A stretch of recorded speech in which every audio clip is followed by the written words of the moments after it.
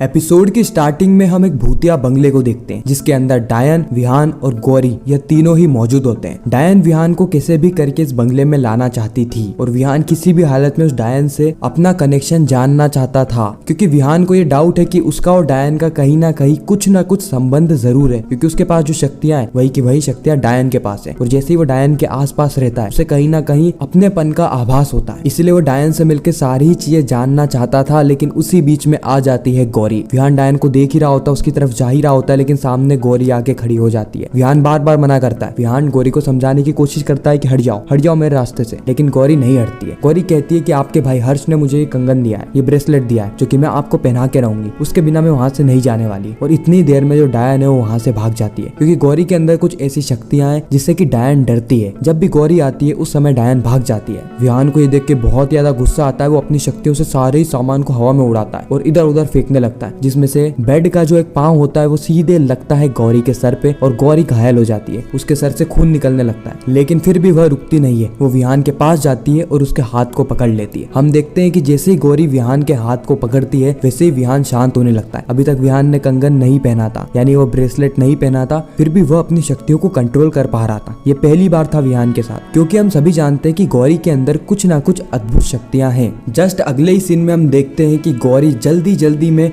विहान के हाथ में वो ब्रेसलेट पहना देती है, जिससे कि विहान का 100% अपने ऊपर कंट्रोल आ जाता है। विहान जब गौरी को देखता है उसी वक्त एक गाना बजता है। उसी वक्त बैकग्राउंड में एक गाना बजता है, कहानी हमारी फसाना हमारा, गमों ने दोहराया दोबारा मेरी दास्तां में है भीगे ये मौसम। तो मेरी गाने की स्किल बहुत ज्यादा कमजोर है, इसलिए मैं पूरा गाना नहीं गाऊंगा। अब हम आ जाते हैं हमारी कहानी पर। तो कहानी में आगे हम देखते हैं विहान गौरी को पकड़ने की कोशिश करता है ताकि वह उसके दिमाग के अंदर से ये सारी ही चीजों को भुला दे, लेकिन गौरी विहान को देख के भागने लगती है। विहान गौरी को पकड़ लेता है और गौरी के सर पे हाथ फेरता है, जिससे कि गौरी ये सारी ही चीजें भूल जाए। और फिर विहान गौरी के दिमाग से ये सारी ही चीजें भुला देता है और दौड़ा जाता है हर्ष के पास। वो हर्ष के पास जाता है और देखता है कि हर्ष को कितनी ज्यादा चोट लग गई है। हर्ष कहता है कि भैया कुछ नहीं हुआ, मेरी गलती थी इसलिए मुझे चोट लग गई। विहान कहता है कि मुझे सब याद है, मैं कुछ नहीं भूला, इसलिए मैं तुम सबसे दूर जाना चाहता था, क्योंकि मेरे अंदर ऐसी शक्तियां हैं जिससे कि किसी को भी कितना भी नुकसान पहुंच सकता है और कभी कभार मैं उन शक्तियों को कंट्रोल नहीं कर पाता।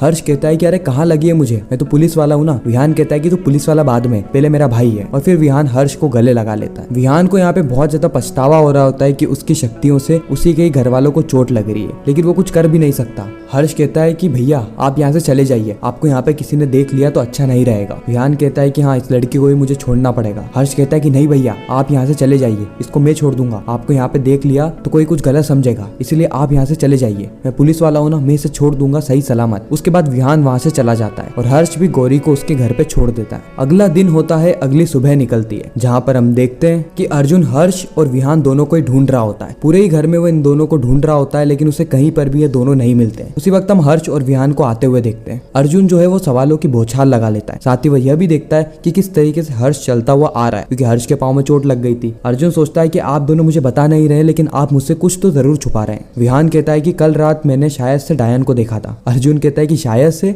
डायन कोई ऐसी वैसी चीज है क्या जो कभी भी दिख जाती है, शायद से कह रहे हो आप। उसी वक्त विहान की माँ आ जाती है, जो कि कहती है कि लड़के वाले आ रहे हैं, तुम लोग जाके फटाफट से तैयार हो जाओ। अर्जुन यहाँ पे मस्ती मजाक करते हुए कहता है कि हाँ शायद से हमें तैयार हो जाना चाहिए। अगले ही सीन में हम देखते हैं कि लड़के वाले आ जाते हैं और संध्या भी यहाँ पर तैयार हो जाती है। संध्या के घर वाले लड़के वालों का अच्छे से वेलकम करते हैं। विहान, अर्जुन और हर्ष तीनों ही संध्या को लेकर नीचे आते हैं। संध्या एकदम तैयार हो गई होती है, क्योंकि उसके शादी की पहली रस्म होने वाली होती है। सभी लोग यहाँ पे बहुत ज्यादा खुश होते हैं। विहान की आंखों से आंसू आने लगते हैं। इमोशनल, हैप्पी और सैड तीनों ही मूवमेंट हमें एक साथ देखने को मिलते हैं। अब तीनों मूवमेंट हमें एक साथ देखने को कैसे मिल सकते, तो जिनके भी घर पे शादी हुई होती है उनको पता होगा कि कोई लोग सैड भी रहते हैं जब शादी हो रही होती है, कोई लोग बहुत ज्यादा खुश भी होते हैं और कोई लोग बहुत ज्यादा इमोशनल भी होते हैं। इमोशनल मेनली वही होते हैं जिनकी शादी हो रही होती है। तो ये तीनों ही मूवमेंट हमें एक साथ यहाँ पे देखने को मिलते हैं। इसके बाद हम देखते हैं कि अर्जुन, विहान और हर्ष तीनों ही कोने में चले जाते हैं, जहाँ पे अर्जुन बार बार क्वेश्चन पूछ रहा होता है कि भैया बताइए ना डायन कैसी दिखती है, कैसी दिखती है डायन, मुझे भी तो जानना है, क्योंकि डायन तो सिर्फ आप ही देख सकते हो, हम लोग थोड़ी ना, आप बस हमें बता दो वो कैसी दिखती है। हम जानते हैं कि अर्जुन कितने ज्यादा आलतू फालतू क्वेश्चन पूछता है, इससे विहान भी परेशान हो जाता है। विहान डायन को समझाते हुए कहता है कि डायन जब दिखती है